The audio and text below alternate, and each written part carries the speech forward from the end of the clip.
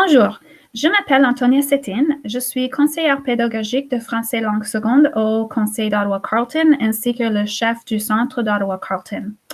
Et merci de bien vouloir assister à cette présentation de notre ressource développée afin d'aider les enseignants de français de base à planifier pour l'apprentissage du français de leurs élèves et de préparer nos élèves au DELF dès leurs premières expériences en français langue seconde. Tout d'abord, nous allons prendre quelques instants à reconnaître le territoire d'où on diffuse aujourd'hui. Nous reconnaissons que notre apprentissage se déroule sur le territoire algonquin non cédé et non remise. Nous remercions la nation algonquine de nous accueillir et reconnaissons sa présence durable sur cette terre. Pour nous donner un contexte, je vais vous brièvement parler de l'appui que nous offrons au Conseil d'Ottawa-Carleton aux enseignants français langue seconde.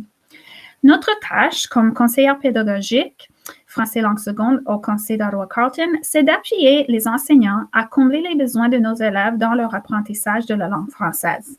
Pour ce faire, nous préparons et diffusons des formations pédagogiques, nous offrons du coaching et du mentorat, nous concevons de ressources pédagogiques et nous créons des liens et une communauté de partage. Parmi les éléments du CECR que nous partageons avec les enseignants se trouve le continuum d'implémentation du CECR, l'importance de l'écoute et de l'oral et les tâches actionnelles. Tout pour aider aux élèves de s'avancer dans leur apprentissage du français langue seconde et pour éventuellement mieux réussir au DELF. Nous sommes aussi le centre DELF du Conseil d'Ottawa-Carleton et nous faisons passer entre 850 et 900 élèves 2 fois par an dans notre centre, soit 1/10 d'examen DELF au Canada. Et nous avons un taux de succès d'au-dessus de 97%. Yeah. Et cette année, nous avons la COVID. La rentrée 2020 a connu beaucoup de changements dans notre milieu scolaire. Nous avons vu, dans certains cas, de plus petites classes et l'apparition, voire l'invasion des écoles virtuelles.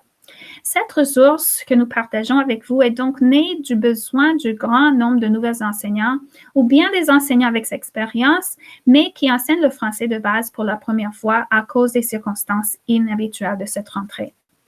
Pour donner un contexte à ceux qui ne connaissent pas le système en Ontario, le programme de français de base commence dès l'âge de 6 ans et continue pendant toute la scolarité. Les élèves sont en cours de français tous les jours à raison de 40 minutes par jour.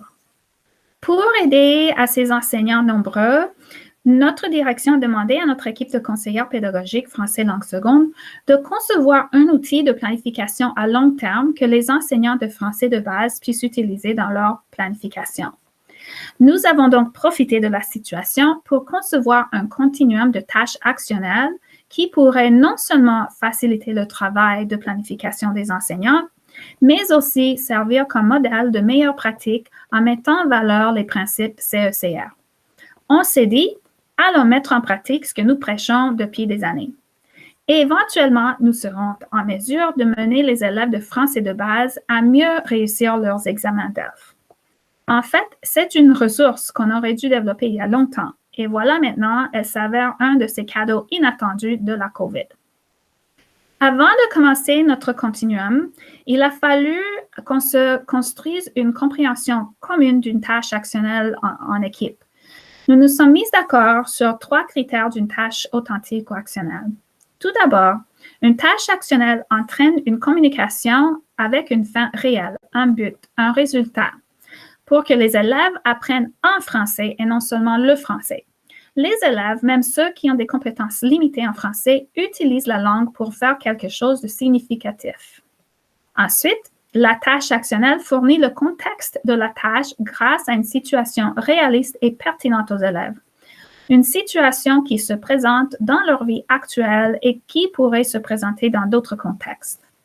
Le personnel enseignant doit tenir compte alors des intérêts des élèves et doit établir des liens avec les attentes du curriculum pour élaborer des cycles d'apprentissage fondés sur des tâches utiles aux élèves. Finalement, une tâche actionnelle favorise la création de relations sociales entre élèves et entre les élèves et d'autres personnes qui pourraient prendre part à leurs interactions. Pour développer ce continuum de tâches actionnelles, nous avons dû prendre en considération les éléments suivants. Tout d'abord, le curriculum de français langue seconde de l'Ontario, le continuum de CECR, les occasions d'intégration de matière, le bien-être socio-émotionnel des élèves pour la rentrée COVID, l'inclusion de ressources culturelles autochtones, anglais langue seconde, des ressources en art et des ressources technologiques.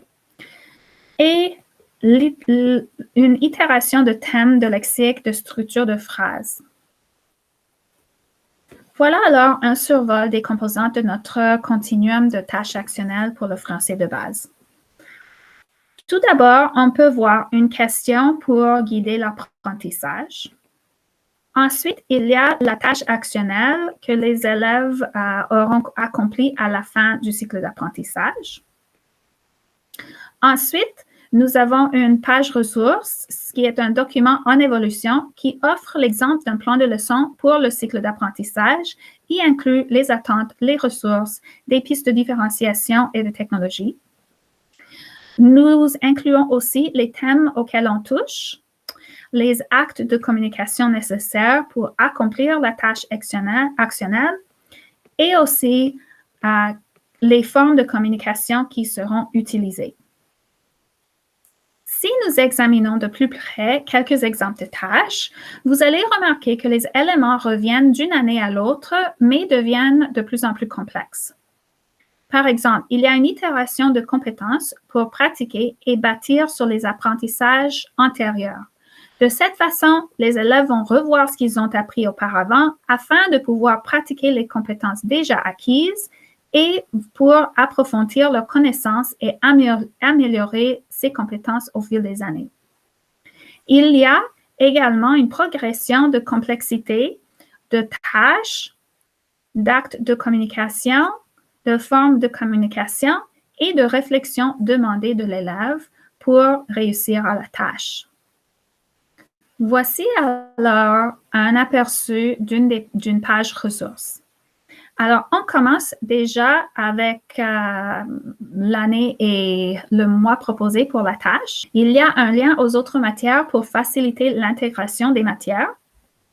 Nous avons les attentes et objectifs du curriculum ontarien. Il y a les buts qui sont écrits pour les élèves dans un langage qu'ils puissent comprendre. Ensuite, il y a les liens CECR avec les énoncés « je peux ».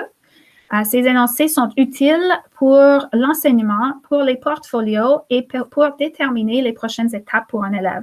Nous avons écrit donc les compétences de compréhension orale et compréhension écrite, ensuite de production orale, production écrite et finalement interaction orale et interaction écrite. Et nous allons bientôt aussi rajouter les compétences de médiation selon le volume complémentaire du CECR.